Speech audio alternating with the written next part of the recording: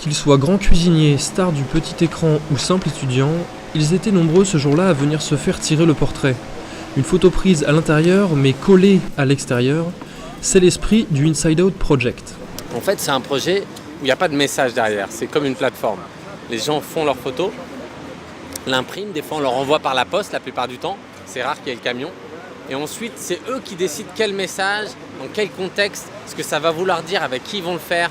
Et il y a des gens qui en font une action artistique, d'autres qui en font une action égo-trip, il y en a d'autres qui en font une action politique. Et ça dépend vraiment des gens et du pays dans lequel ils vivent. JR, chapeau et lunettes noires, n'hésite pas à mettre la main à la colle. L'artiste a réussi son pari, il est loin de Clichy-sous-Bois, cette commune de la banlieue parisienne où il a commencé. JR, j'étais fasciné par ce mec-là parce que ça fait à peu près 10 ans qu'il fait de la photo. Il bossait avec le collectif Courtrajmé à l'époque.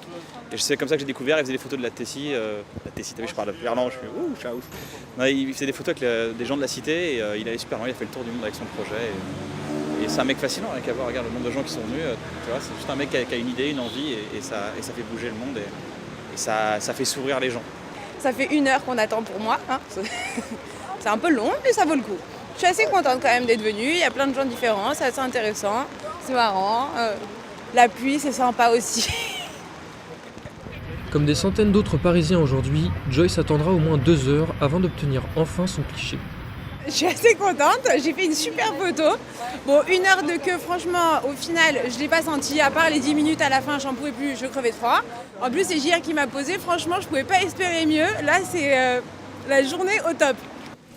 Une journée au top, rendue possible grâce au prix TED, une récompense qui a offert à JR 1 million d'euros pour financer ce projet.